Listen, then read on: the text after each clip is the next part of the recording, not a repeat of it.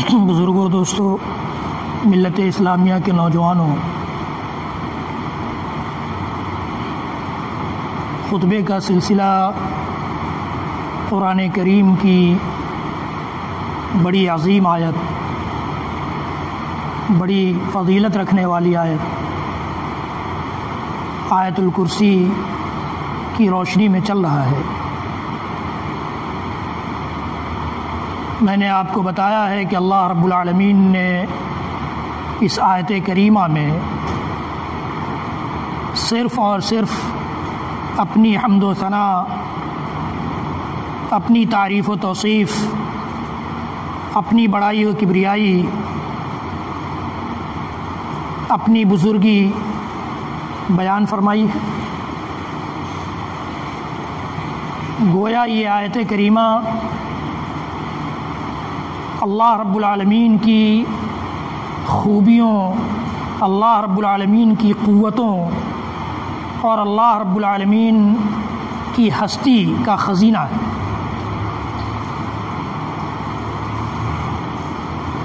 اللہ رب العالمین نے اس آیت کریمہ کو 10 جملوں میں پرویا ہے۔ پہلا جملہ اللہ کی وحدانیت کا جملہ ہے، یعنی اللہ رب العالمین کے تنہا معبود ہونے اور کائنات کے سارے معبودوں کے جھوٹے اور باطل ہونے کا پیش خیمہ ہے۔ اللہ لا الہ الا ہو، اللہ ہی ہے وہ ذات گرامی، اللہ ہی کی ہستی ہے وہ ہستی جس کے علاوہ کوئی حقیقی معبود نہیں۔ اللہ لا الہ الا ہو، الحی القیوم، زندہ رہنے والا ہے، قائم رہنے والا ہے اور قائم رکھنے والا ہے۔ لا تأخذہ سنۃ ولا نوم، اسے اونگ بھی نہیں آتی اور نیند بھی نہیں۔ لہ ما فی السماوات و ما فی الارض، اسی کے لیے ہے آسمانوں کی ملکیت اور زمین کی ملکیت۔ آسمان و زمین کی ساری کائنات پر تنہا اسی کی بادشاہت اور حکومت۔ من ذا الذی یشفع عندہ الا باذنہ، کون ہے وہ ہستی، کون ہے وہ ذات، کون ہے وہ پاور اور قوت و طاقت جو اللہ رب العالمین کے نزدیک اس کی اجازت کے بغیر سفارش اور شفاعت کر سکے۔ یعلم ما بین ایدیہم وما خلفہم، وہ بندوں کے آگے کی باتوں کو بھی جانتا ہے اور پیچھے کی باتوں کو بھی۔ ولا یحیطون بشیء من علمہ الا بما شاء، اور بندے اللہ رب العالمین کے علم کا کچھ بھی احاطہ نہیں کر سکتے مگر وہ جتنا چاہے۔ وسع کرسیہ السماوات والارض، اس کی کرسی آسمان و زمین سے کہیں زیادہ کشادہ ہے۔ ولا یعودہ حفظہما، اور کائنات کی حفاظت، زمین و آسمان کی حفاظت، زمین و آسمان میں بسنے والی کائنات کی حفاظت اسے تھکاتی نہیں ہے۔ وہو العلی العظیم، بڑا بلند ہے اور عظمت والا ہے۔ اللہ رب العالمین نے اس آیت کریمہ میں یہ پیغام دیا ہے۔ مختلف جملوں کی روشنی میں گفتگو سنتے سنتے ہم اور آپ پہنچے ہیں من ذا الذی یشفع عندہ الا باذنہ، کہ کون ہے وہ ذات گرامی جو اللہ رب العالمین کے نزدیک اس کی اجازت کے بغیر شفاعت اور سفارش کر سکے۔ اس جملے پر ہم لوگوں نے کئی خطبے سنے ہیں، اس لیے میں نے بتایا ہے آپ کو، اس لیے کہ یہ جملہ ایسا جملہ ہے جس کی ضرورت ہے ہمارے سماج کو۔ پورا سماج، پورا مسلم معاشرہ تقریباً آیت الکرسی سے واقف ہے، کچھ نہیں تو کم از کم اپنے گھر میں تو لٹکاتا ہی ہے۔ کبھی پڑھنے کی توفیق نہ ہو الگ بات ہے، لیکن اس کا کیلنڈر تو کم از کم گھر میں لٹکا ہی لیتا ہے۔ لیکن اللہ رب العالمین نے اس آیت کریمہ میں کیا پیغام دیا ہے، یہ سوچنے سمجھنے کی شاید فرصت نہیں ہے یا پھر کوئی اور وجہ ہے۔ کہ لوگ سوچ نہیں سکتے، سمجھ نہیں سکتے۔ اللہ رب العالمین نے صاف اعلان کیا ہے اس آیت کریمہ کے اس ٹکڑے میں، اس جملے میں، کہ اللہ رب العالمین کے نزدیک اس کی اجازت کے بغیر کوئی سفارش نہیں کرے گا۔ شفاعت کی قسمیں، شفاعت کا معنی، شفاعت کا مفہوم، شفاعت، قرآن نے شفاعت کو کیا سمجھایا ہے، کیسا سمجھا ہے، اور اللہ کے نبی صلی اللہ علیہ وسلم نے شفاعت اور سفارش کا کیا مطلب سمجھا ہے، یہ آپ کے سامنے مختلف خطبوں میں بیان کیا گیا ہے۔ اسی طرح سے میں نے آپ کو یہ بھی بتایا ہے کہ یہودیوں کا بھی عقیدہ شفاعت کا تھا، نصرانیوں کا بھی عقیدہ شفاعت کا تھا، اور مکہ کے مشرکوں کا عقیدہ بھی شفاعت کا تھا، اور ہمارا عقیدہ بھی شفاعت کا ہے۔ لیکن ہمارا اور یہودیوں، عیسائیوں اور مشرکین مکہ کا عقیدہ شفاعت کا سیم ہو جائے تو یہ اس کی مخالفت قرآن بھی کرے گا اور اس کی مخالفت نبی اکرم صلی اللہ علیہ وسلم کی سنت بھی کرے گی۔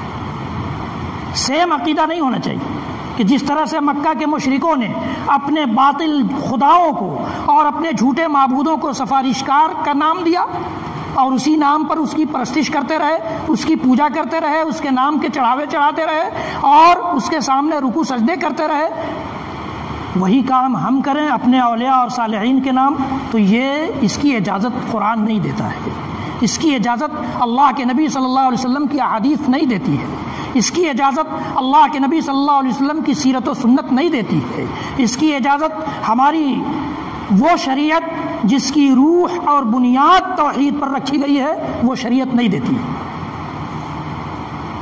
شفاعت کا کانسیپٹ اور اس کا خیال شریعت اسلامیہ نے پاکیزہ خیال دیا ہے، بڑا صاف ستھرا اور واضح خیال دیا ہے۔ یہاں تک شفاعت کے بارے میں کہہ سکتا ہوں کہ جس نے شفاعت کا انکار کیا وہ مومن نہیں ہو سکتا ہے، وہ ایمان والا نہیں ہو سکتا ہے۔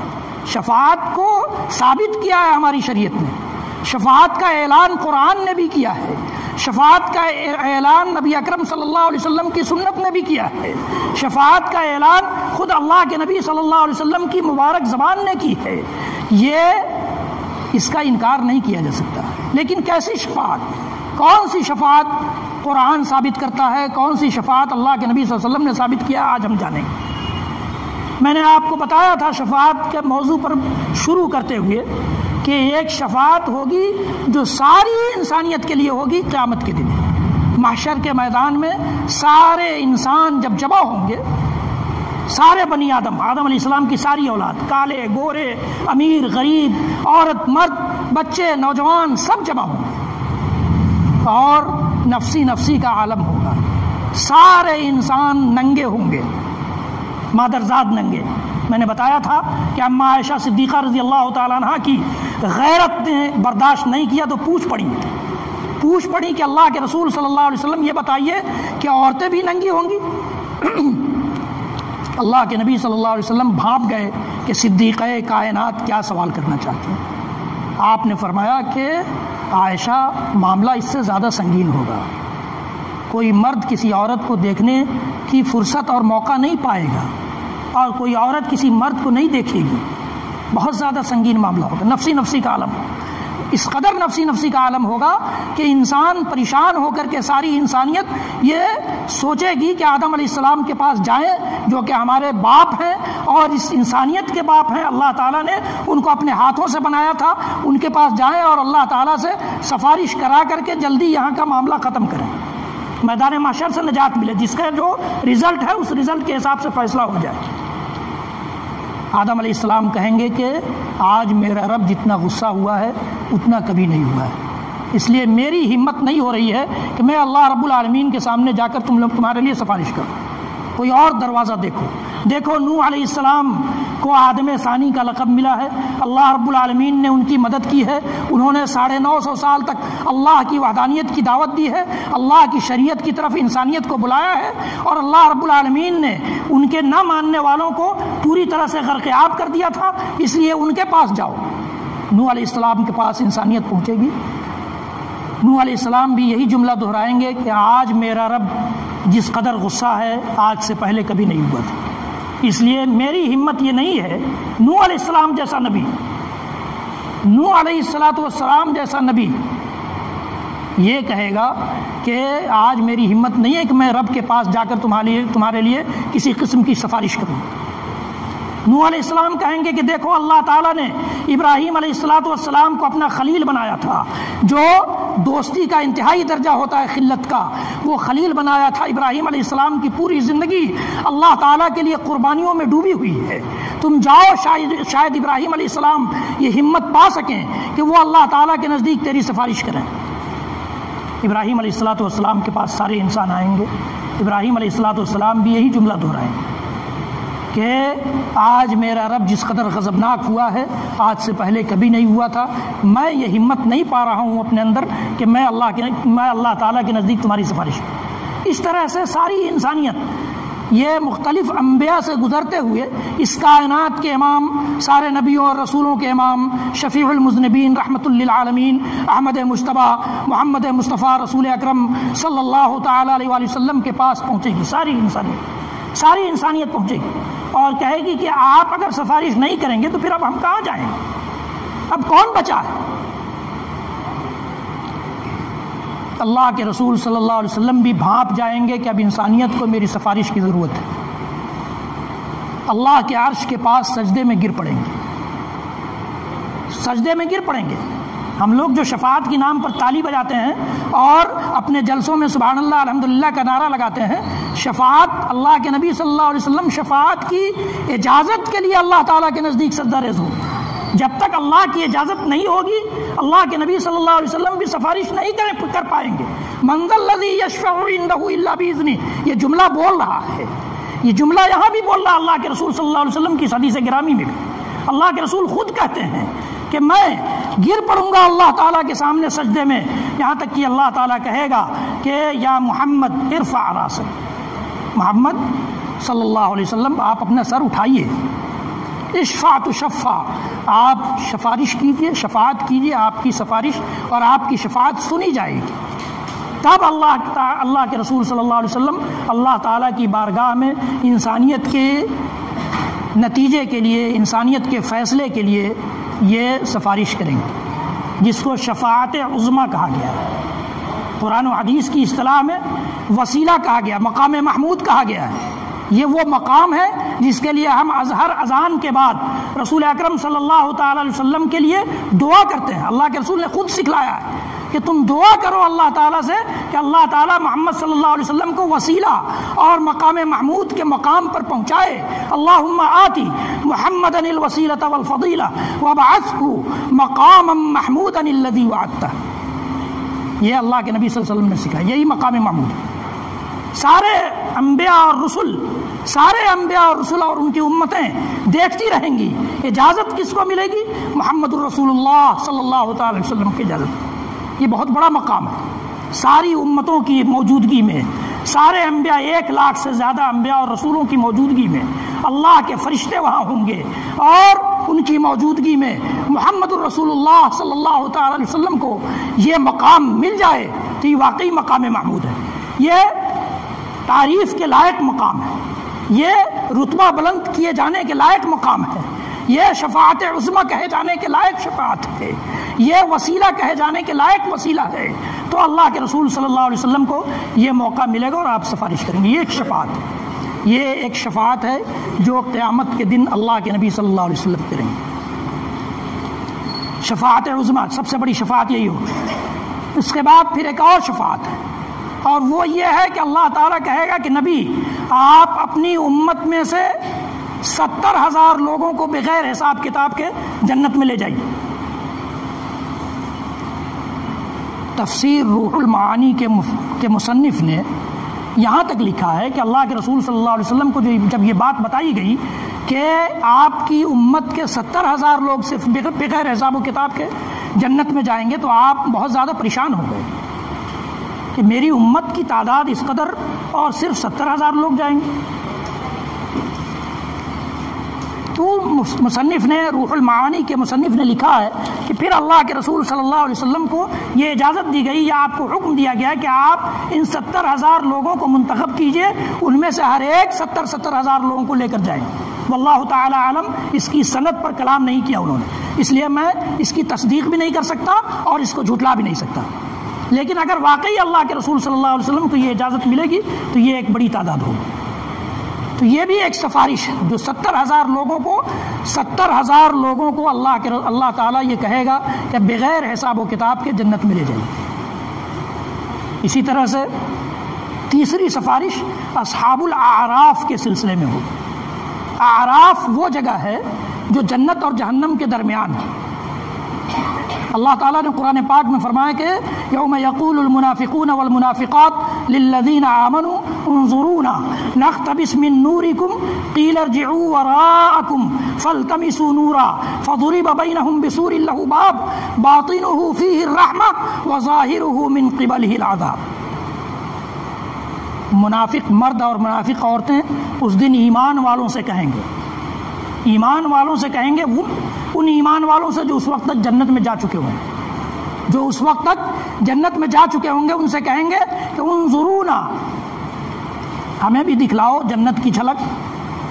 نقتبس من نورکم، تمہاری جنت کی نور اور روشنی سے ہم بھی تھوڑا سا لے لیں حصہ. نقتبس من نورکم، ان سے کہا جائے گا ارجعوا وراءکم، تم چلو پیچھے ہٹو. فضرب بینہم بسور لہ باب، اور ان کے درمیان ایک دیوار حائل کر دی جائے گی.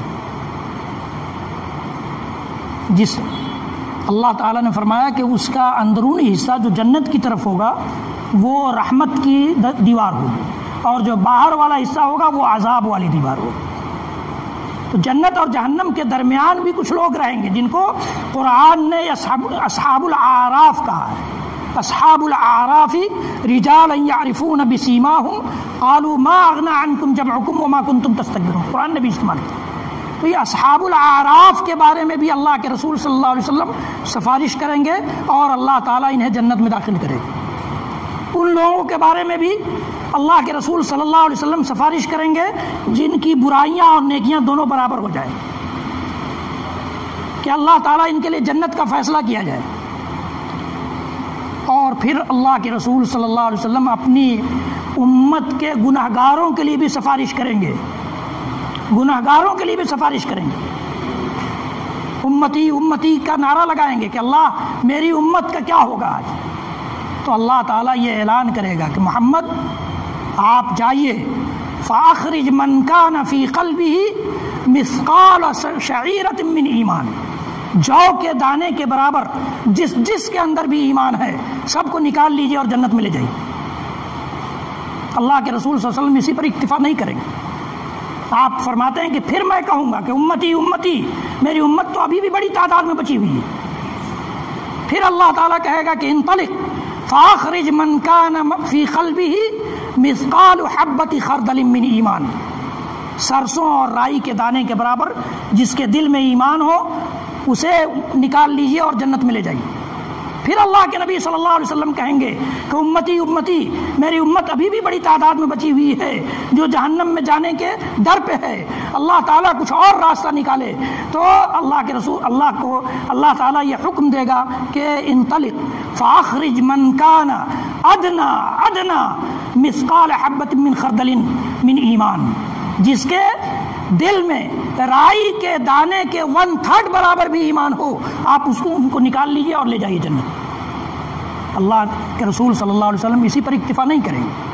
پھر کہیں گے امتی امتی، میری امت کا کیا ہوگا، اللہ میری امت کو بچا لے، میری امت کو نجات دے دے. یعنی آپ دیکھیے کہ ہر جگہ اللہ کے رسول صلی اللہ علیہ وسلم خود یہ فیصلہ نہیں کریں گے. جیسا کہ ہم لوگ عقیدہ رکھتے ہیں کہ اللہ کے رسول تو مختار دو عالم ہیں، مختار کائنات ہیں، جو چاہیں گے فیصلہ کریں گے، یا جو چاہتے ہیں فیصلہ کرتے ہیں. نہیں، اللہ تعالیٰ کی اجازت ہر جملے میں دیکھیے. امت کے لیے نجات اللہ تعالیٰ کی بارگاہ سے حاصل کرنے کی کوشش کریں گے. اللہ تعالیٰ اجازت دے گا تب ان کو نکال کر جنت تک پہنچائیں گے. پھر اللہ تعالیٰ خود اعلان کرے گا کہ محمد صلی اللہ علیہ وسلم آپ کو گھبرانے کی ضرورت نہیں ہے. من قال لا الہ الا اللہ صادقا فی قلبی، جو آدمی بھی لا الہ الا اللہ اپنے دل کی سچائی کے ساتھ لا الہ الا اللہ کی وحدانیت کو سمجھتے ہوئے، وحدانیت پر ایمان رکھتے ہوئے ہمارے پاس آیا ہے، آج ان سب کے لیے میں جنت کا فیصلہ کرتا ہوں.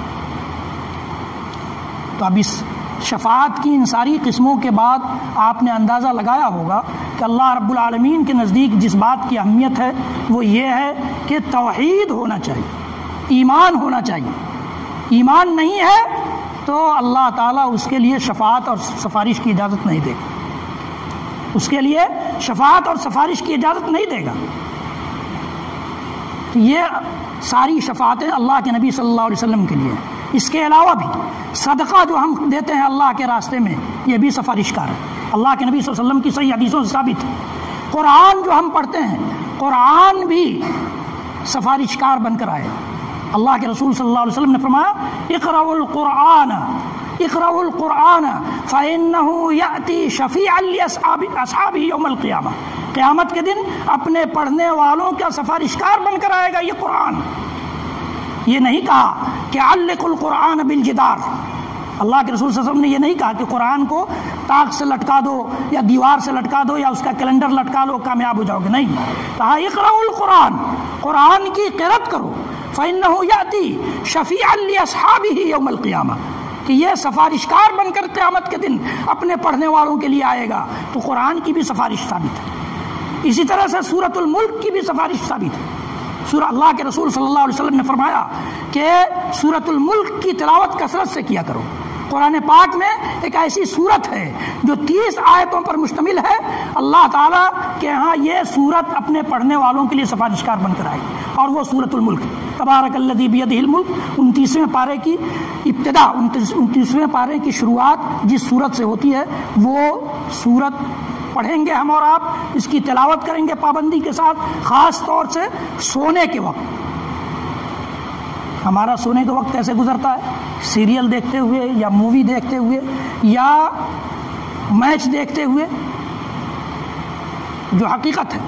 لیکن سونے کے وقت جو بہت ساری دعائیں ثابت ہیں ان میں سے ایک سورۃ الملک بھی ہے، صرف 30 آیتیں ہیں، اور یقین جانیے کہ جب ہم لوگ اس کو روٹین میں شامل کر لیں گے تو زیادہ سے زیادہ 10 منٹ، پہلے دن کچھ زیادہ ٹائم لگے گا، دوسرے دن کچھ زیادہ ٹائم لگے گا، جب 15 دن 20 دن 1 مہینہ آپ پڑھ لیں گے تو ایک وقت ایسا آئے گا کہ آپ کو زبانی یاد ہو جائے گی یہ سورت، اور آپ زبانی پڑھ لیں گے، پھر قرآن لے کر بھی پڑھنے کی ضرورت نہیں پڑے گی، موبائل سے دیکھ کر بھی پڑھنے کی ضرورت نہیں پڑے گی، 10 منٹ کا کام ہے۔ اور فضیلت کتنی ہے کہ یہ سفارشکار بن کر آئے گا ہمارے لیے۔ اسی طرح سے اللہ کے فرشتے بھی سفارش کریں گے کچھ لوگوں کے لیے، صحابہ کرام کو بھی سفارش کا کچھ حصہ دیا جائے گا، شہداء جو اللہ کے راستے میں خلوص دل کے ساتھ، بم بلاسٹ کرنے والے شہداء نہیں کہ گئے اور پبلک پلیس میں کہیں بم بلاسٹ کر دیا، کہیں پارک میں، کہیں مسجد میں، کہیں مارکیٹ میں، کہیں سپر مارکیٹ میں، نہیں، یہ نہ تو جہاد کا طریقہ ہے نہ اسلام یہ سکھاتا ہے، اور جو طریقہ اسلام نہ سکھائے اس طریقے پر چل کر جہاد نہیں کیا جا سکتا ہے، اور جو جہاد نہ ہو اس میں مرنے والے شہید نہیں کہے جا سکتا ہے، اس میں مرنے والے شہید نہیں کہے جا سکتے ہیں۔